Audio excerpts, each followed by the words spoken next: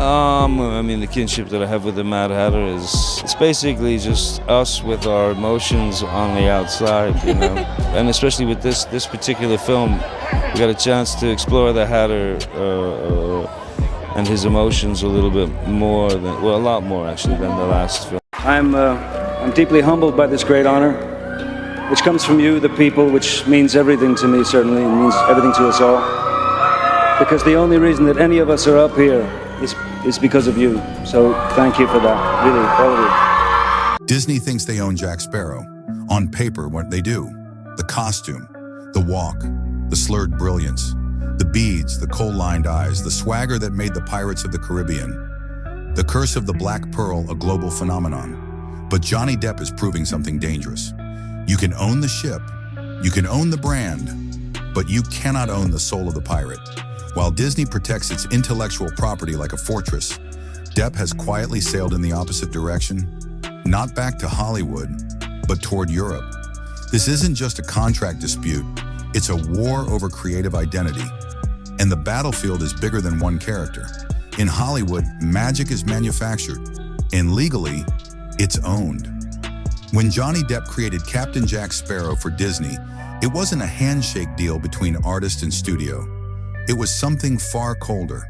It was called work for hire. Under US copyright law, work for hire means the corporation owns the creation, not the actor, not the imagination behind it, not the human being who shaped it. That means every gesture, every improvised line, every eccentric movement that made Sparrow iconic belongs to Disney. The studio can freeze him in time, reboot him, replace him, digitally recreate him. And legally, the actor who built him has no control over the future of the character. Jack Sparrow doesn't age unless Disney allows him to. He doesn't evolve unless Disney approves it. He is intellectual property, and that's the Iron Curtain. Now imagine this. You build a character that becomes one of the most recognizable figures in cinema history. You earn an Oscar nomination. You redefine blockbuster acting. You turn a theme park ride into a myth. And then during a storm of litigation, the studio publicly distances itself from you, while still profiting from the franchise. During the highly publicized legal battle between Johnny Depp and Amber Heard, the corporate response was swift. Distance the man, protect the brand. But here's the psychological fracture.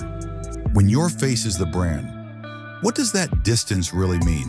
It means the corporation can separate the human from the asset. And for an artist, that cuts deeper than money. Because suddenly you're renting your own legacy, your voice, your silhouette, your creation, back from a conglomerate. That's not just professional loss, that's existential dislocation. So what happens when an artist realizes the pirate ship is owned by someone else? He builds a smaller boat and sails elsewhere. After the courtroom storm settled, Depp didn't launch another American franchise. He went to Europe. In 2023, he returned to screen in Jean du Barry, a French historical drama where he portrayed King Louis XV. No CGI spectacle, no merchandising machine, no cinematic universe, just performance. Then came directing and producing projects like Maudit, 3 Days on the Wing of Madness, a film about the chaotic life of artist Amedeo Modigliani. This wasn't coincidence. This was strategy. European co-productions operate differently from the American blockbuster system. Funding is decentralized. Studios are smaller. Creative control is negotiated, not imposed. Actors collaborate. They're not slotted into IP templates. In Hollywood, characters serve the franchise. In Europe, stories serve the character. That difference is everything. Something interesting is happening in global cinema. Veteran actors are quietly stepping away from franchise dependency. They're defranchising themselves. Why? Because audiences are changing. In an era of algorithm-driven storytelling, hyper-polished cinematic universes, and nostalgia mining, viewers are craving something raw, something imperfect, something human. Jack Sparrow was engineered charm, but Louis XV in Jean du Barry, that was fragility, aging, mortality, subtlety, not a caricature. An actor in his 60s confronting vulnerability. That's artistic sovereignty, and audiences can feel the difference. The pirate made billions, but the king reclaimed identity. Now zoom out. This isn't just about Johnny Depp. It's about the future of performance itself. We are entering an era where digital likeness rights and AI replication threaten to separate performers from their own image entirely. Studios can de-age actors, reconstruct them digitally, license their likeness indefinitely. The next frontier of negotiation won't just be salary, it will be digital autonomy. Ownership of face, ownership of voice, ownership of legacy. And Depp's pivot to independent European cinema may look less like retreat and more like early resistance. Because when you step outside the machine, you can't be replicated by it. There's a poetic irony here. Captain Jack Sparrow was always obsessed with one thing, the Black Pearl. But in the end, Johnny Depp may be the one walking away from it.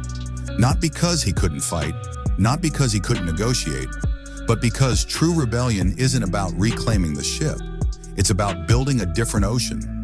Disney may own Jack Sparrow, but they don't own the evolution of the man who created him. And maybe that's the most dangerous move of all. At the beginning, we asked, can a corporation own a character's soul? Legally, yes, but creatively? That depends on whether the artist chooses to stay. And Johnny Depp chose to sail, not toward the franchise, but toward sovereignty. And in Hollywood, that may be the boldest rebellion of all.